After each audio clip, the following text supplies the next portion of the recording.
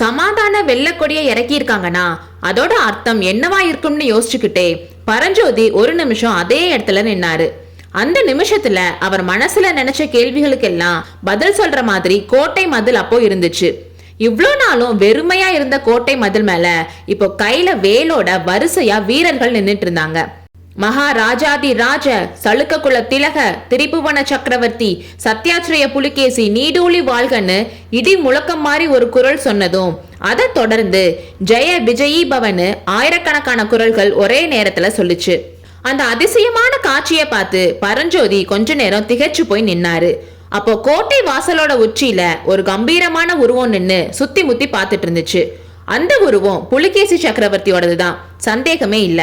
வெள்ளை கொடி இறங்குனதுக்கான அர்த்தம் அடுத்த செகண்டே பரஞ்சோதிக்கு புரிஞ்சிச்சு. புலிகேசி சக்கரவர்த்தி யுத்த களத்துல இருந்து தப்பிச்சு சுரங்க வழியாவோ இல்ல ராத்திரியில பல்லவ வீரர்களோட காவலை மீறி மதில் மேல ஏறி குதிச்சோ கோட்டைக்குள்ள போயிட்டாரு. சமாதானம்ன்ற பேச்சுக்கு இனி இடம் இல்ல. யுத்தம் செஞ்சுதான் ஆகணும், கோட்டைய தாக்கியே ஆகணும். இன்னும் ஆயிரம் மனுஷங்களோட ரத்தம் வெள்ளமா ஓடியே ஆகணும். வாதாபி நகரம் தீப்பற்றி எரிஞ்சே தீரணும்.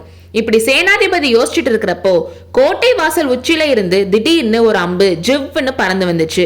பரஞ்சோதி தலைக்கு நேரா வந்த அந்த அம்பை பார்த்ததும் பக்கத்துல இந்த வீரர்கள் ஐயோ தளபதி அப்படிலாம் சத்தம் போட்டாங்க.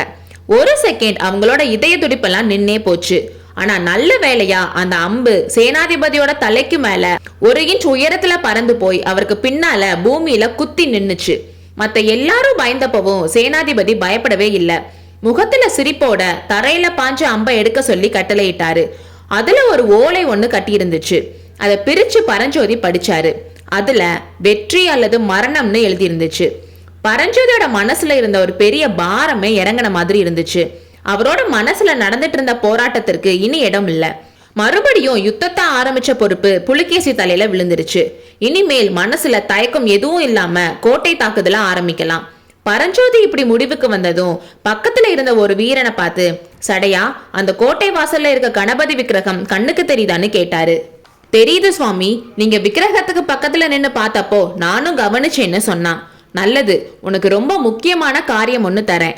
சூரியன் மறைஞ்சு நல்லா இருட்டினதும் நீயும் இன்னும் 10 வீரர்களும் மதில் மேல நிக்கிற சளுக்க வீரர்கள் கண்ணுக்கு படாம கோட்டை வாசலுக்கு போய் அந்த கணபதி விக்கிரகத்துக்கு எந்த விதமான சேதமும் ஏற்படாம பெயர்த்து எடுத்துட்டு என்னோட கூடாரத்துக்கு கொண்டு வரணும், தெரியுதா?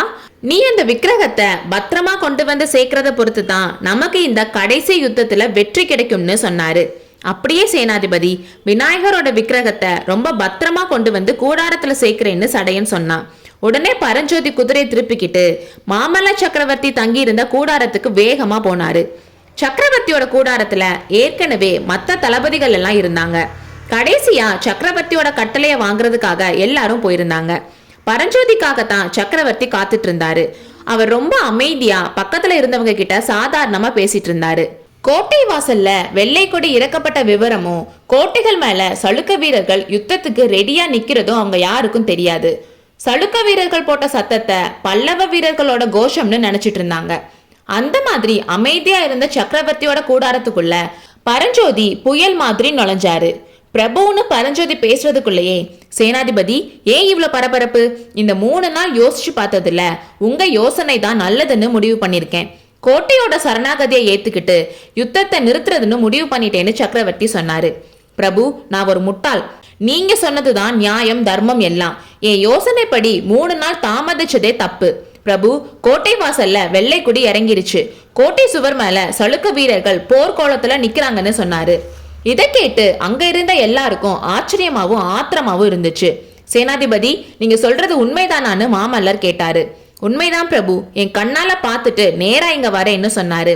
இந்த மாற்றத்துக்கு என்ன காரணம்னு உங்களால எதுவும் கெஸ் பண்ண முடியுதான்னு மாமல்லர் கேட்டாரு. பிரபு, புலிகேசி போர்க்களத்துல சாகல, தப்பிச்சு எப்படியோ கோட்டைக்குள்ள வந்துட்டான். கோட்டை வாசல் உச்சியில நின்னு வாதாபி சக்கரவர்த்தி அவரோட சைன்யத்தை பார்வையிட்டதை என் கண்ணால பார்த்தேன். சந்தேகத்துக்கு இடமில்லாம புலிகேசியோட ஓலையும் இருக்கு. அம்புல கட்டி எனக்கு இந்த ஓலை கிடைச்சிச்சுன்னு சொல்லி வெற்றி அல்லது மரணம்னு எழுதியிருந்த ஓலைய சக்கரவர்த்தி கிட்ட பரஞ்சோதி கொடுத்தாரு. ரொம்ப நல்லதா போச்சு. வாதாபிக்கு ஏற்பட போற கதிக்கு பாவம் பழி எல்லாம் அவன் தலைமையிலன்னு மாமல்லர் உற்சாகமா சொல்லிட்டு, சேனாதிபதி, இனிமேல் சந்தேகம் எதுவும் இல்லையே, கோட்டை தாக்க ஆரம்பிக்கலாமான்னு கேட்டாரு. இனி ஒரு சந்தேகமும் இல்ல பிரபு, எல்லாம் தயாரா இருக்கு. இன்னும் 20 நிமிஷத்துல நம்ம யானைப்படை கோட்டை வாசல தகர்க்க ஆரம்பிச்சிரும். நம்ம வீரர்கள் கோட்டை மதில தாண்டி உள்ள போக ஆரம்பிச்சிருவாங்கன்னு சொன்னாரு. அப்புறம் அங்க இருந்த மத்த தளபதிகளை பார்த்து, எல்லாரும் அவங்கவங்களோட படைகளுக்கு போங்க, நகரத்துக்குள்ள எப்படி நடந்துக்கணும்னு இன்னொரு தடவை நம்ம வீரர்களுக்கு ஞாபகப்படுத்துங்க, பேரிகை முழக்கம் கேட்டதும் கிளம்புறதுக்கு ரெடி ஆயிருங்கன்னு சொன்னாரு. உடனே எல்லா தளபதிகளும் உற்சாகமா கிளம்புனாங்க. சக்கரவர்த்தியும் அவரோட காவலர்கள் 2 பேரும், மாணவன்மரும் பரஞ்சோதியும் மட்டும் அங்க இருந்தாங்க. சேனாதிபதி, நகரத்துக்குள்ள நடந்துக்கிறத பத்தி நம்ம வீரர்களுக்கு என்ன கட்டளை இட்டிருக்கீங்கன்னு மாமல்லர் கேட்டாரு. பிரபு, குழந்தைகளுக்கும் பெண்களுக்கும் எதுவும் ஆகக்கூடாது. ஆண்கள்ல யார் எதிர்க்கிறாங்களோ அவங்கள கொல்லவும், பணிச்சு போறவங்கள சிறைப்பிடிக்கவும் சொல்லியிருக்கேன். வாதாபில ஒரு வீடு மிச்சம் இல்லாம எரிஞ்சு சாம்பலாகணும்னு கட்டளை போட்டிருக்கேன். தீய அணைக்க முயற்சி பண்றவங்கள கொல்ல சொல்லியிருக்கேன். நகர விட்டு ஓட முயற்சி பண்ற மக்கள போக விற்றணும்னு, ஆனா அவங்க எந்த ஒரு பொருளையும் எடுத்துட்டு போக கூடாதுன்னு கட்டளை போட்டிருக்கேன்.